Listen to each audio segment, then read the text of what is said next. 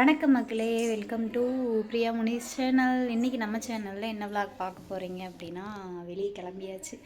எங்கே அப்படின்னா, 3rd month scan கடைசியில் வந்து பார்த்திங்கன்னா 3rd மந்த்து ஸ்கேன் வந்து எடுக்க சொல்லியிருக்காங்க.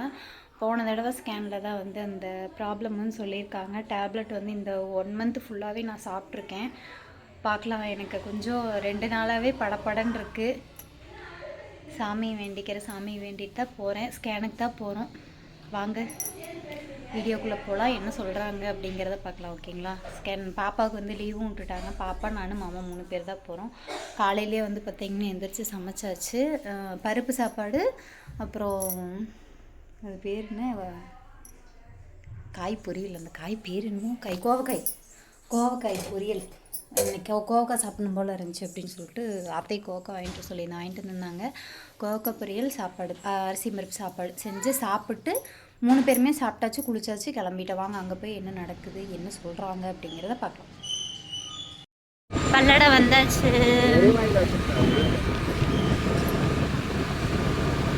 சாப்பிட்டு தான் வந்தேன், இருந்தாலும் வயிறு ஒரு மாதிரியே இருக்கு.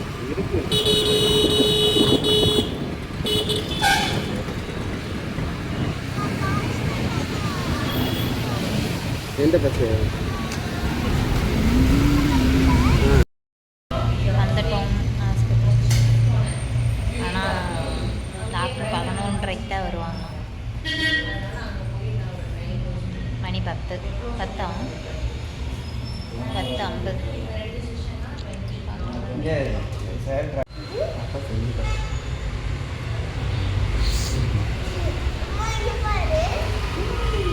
சரி,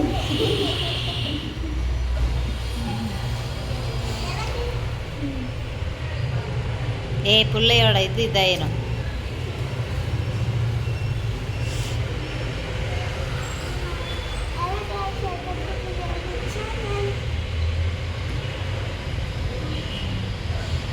வந்து இப்போ 1/2 மணி நேரம் ஆகுது. உட்காந்துருக்கோம் இன்னொரு 1/2 மணி நேரம்.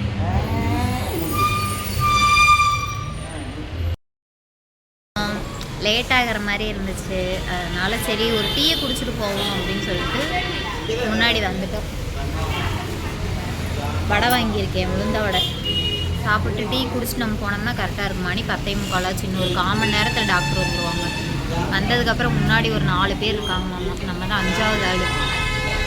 அவங்க என்ன சொன்னாங்கன்னா, நீங்கள் 8 மணிக்கே வந்திருந்தீங்கன்னா கரெக்டாக இருந்திருக்கும். 8 மணிக்கு வந்தால் 9:30 வரைக்கும், 9:45 வரைக்கும் டாக்டர் இருப்பாங்களாம்மா. அப்புறம் கிளம்பி போயிட்டு 11 மணிக்கு தான் வருவாங்களாம். 11 மணிக்கு வந்தாங்கன்னா 2 மணி வரைக்கும் தான் இருப்பாங்க, போயிடுவாங்க. அப்புறம் அடுத்த நாள் தான் வரும். ஒன்றுமே புரியலை.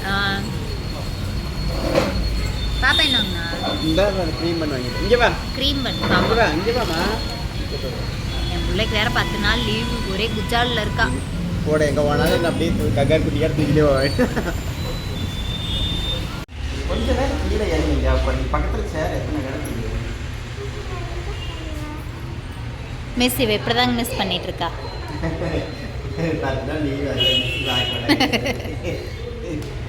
டீ குடித்தோம், பாப்பா க்ரீம் பன் சாப்பிட்டா, உளுந்த வடை சாப்பிட்டோம்.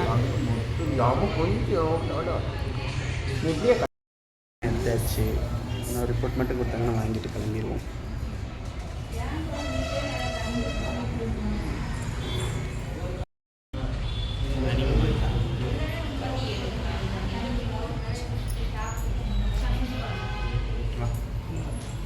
கிளம்பியாச்சு. ஸ்கேன் பண்ணிவிட்டு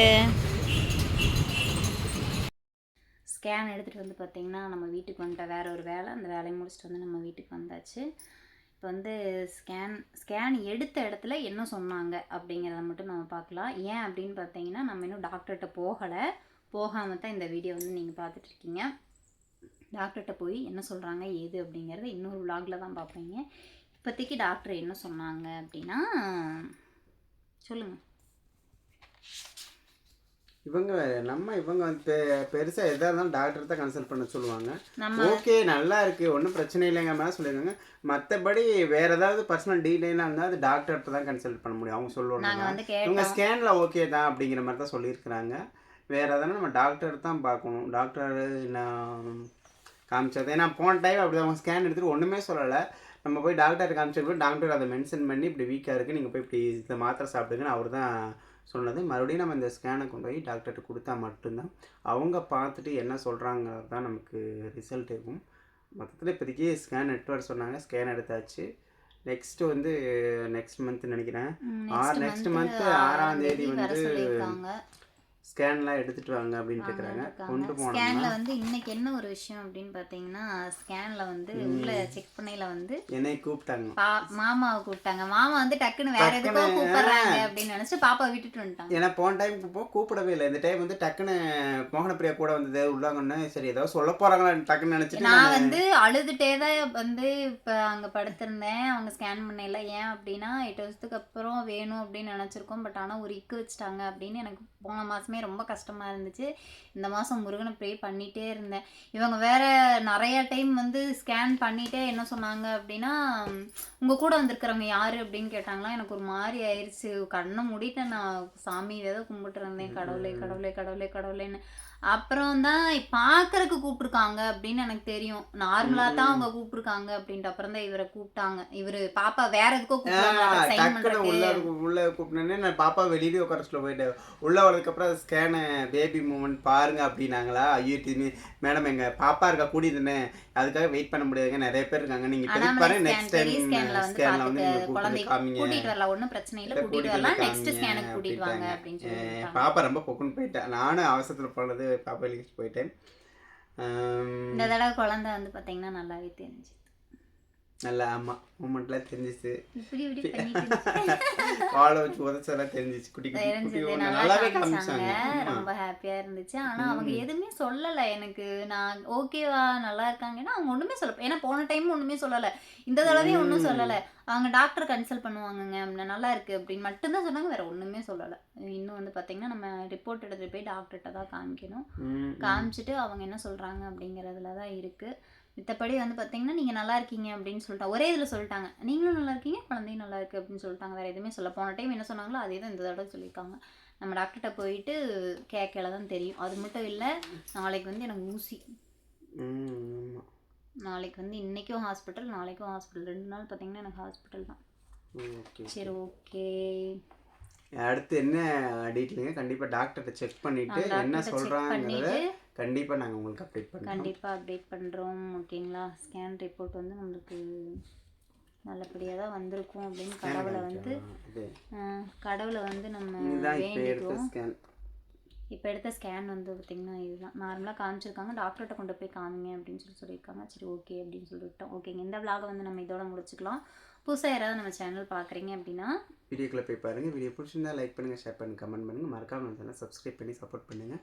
வீடியோ பார்க்குறீங்க லைக் பண்ணிவிட்டு ஹை பாயிண்ட் கொடுங்க. அப்போ தான் நம்ம வீடியோ பண்ணிங்கன்னா அடுத்த லெவலுக்கு மூவ் ஆகும், நம்ம சேனலில் கொஞ்சம் க்ரோத் ஆகும். தேங்க்யூ ஃபார் வாட்சிங். பாய் டாடா. நெக்ஸ்ட் ஒரு விலாகில் பார்க்கலாம்.